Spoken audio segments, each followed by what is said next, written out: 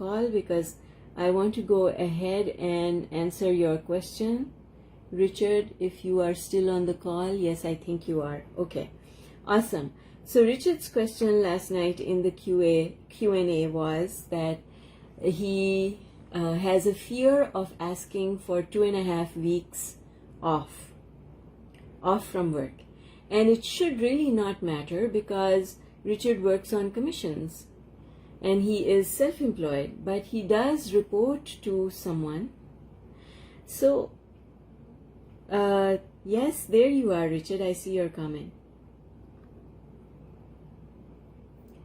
The thing is, Richard, that I've worked in those kinds of environments as well in the financial industry where I was commission-based and I was reporting to someone.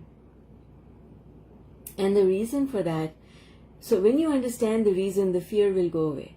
The reason you have a supervisor, even though you are self-employed, is because the organization, even though you are self-employed, the organization is still concerned about your productivity because you represent the organization and its values.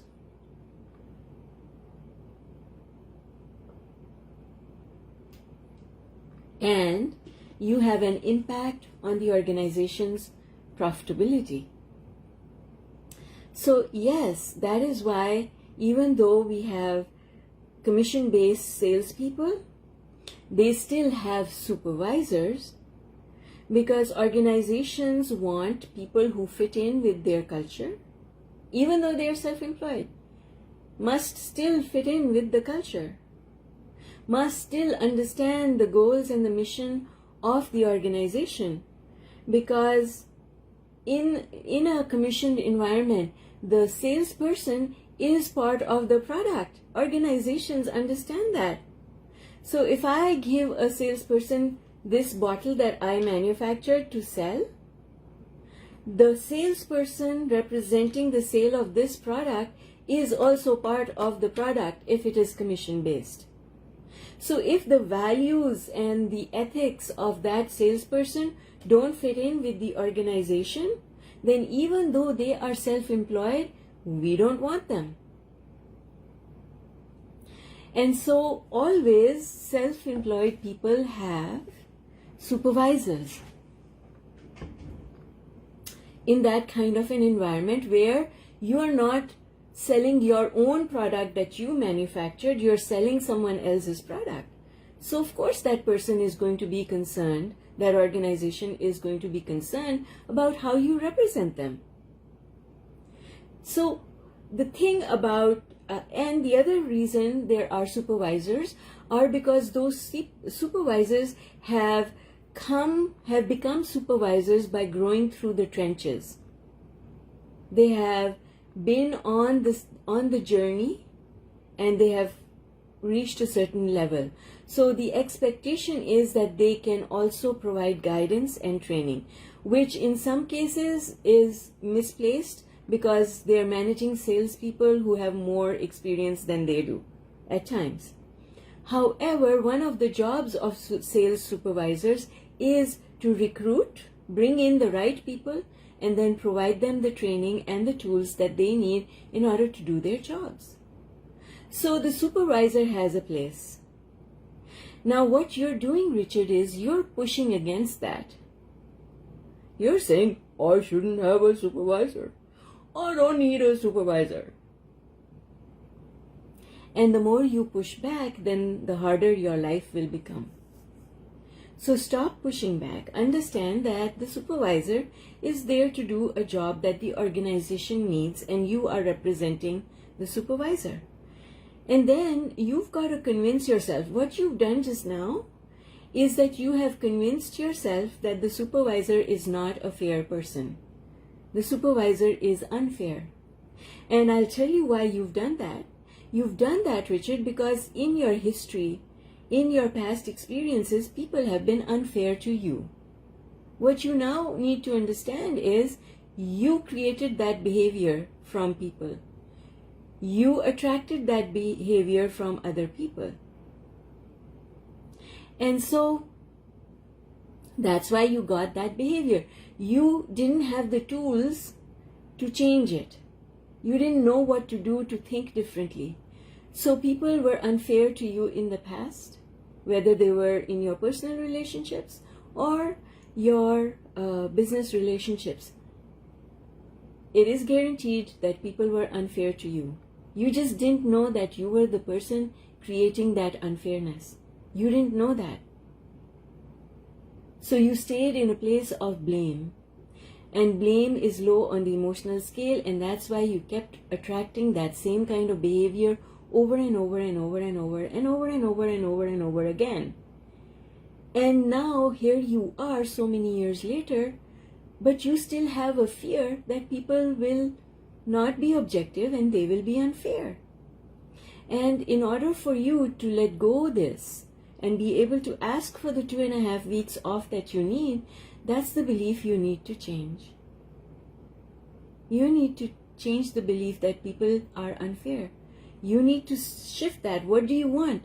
Well, 4-step process. What do we do in a 4-step process? We say, where I am is I'm afraid of asking for this leave. What do I want? I want that when I ask, this leave is approved easily. So now I'm going to go into step 3. I'm going to do the soothing process. And I'm going to say, organizations want to be fair to their people, whether they are salary employed or commission employed. And so organizations want to be fair to their people. And I now understand, because I'm beginning to understand law of attraction, that anytime people were not fair to me in the past, I had a role to play in that. I had a role to play in that. And I am now a different person. I'm not the same person I was even yesterday. Every single day my understanding is improving. And I'm a fair person.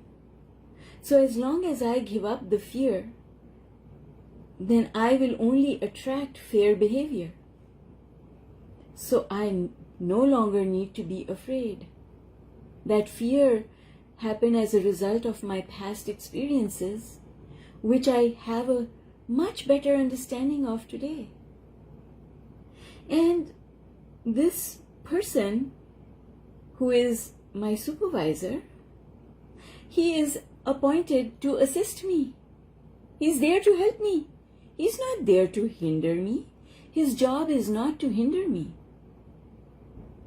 And if the organization thought that he was hindering salespeople, the organization would not keep him around. So the reason he is my supervisor is because he is really doing something right. That's why he's there. And so I don't need to be afraid. What's the worst that can happen? The worst that can happen is that he can say no. And then I will have an opportunity to reason with him. And here's how I will reason with him if he says no.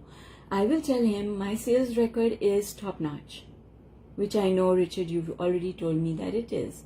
And then I will tell him, don't worry about the sales figures.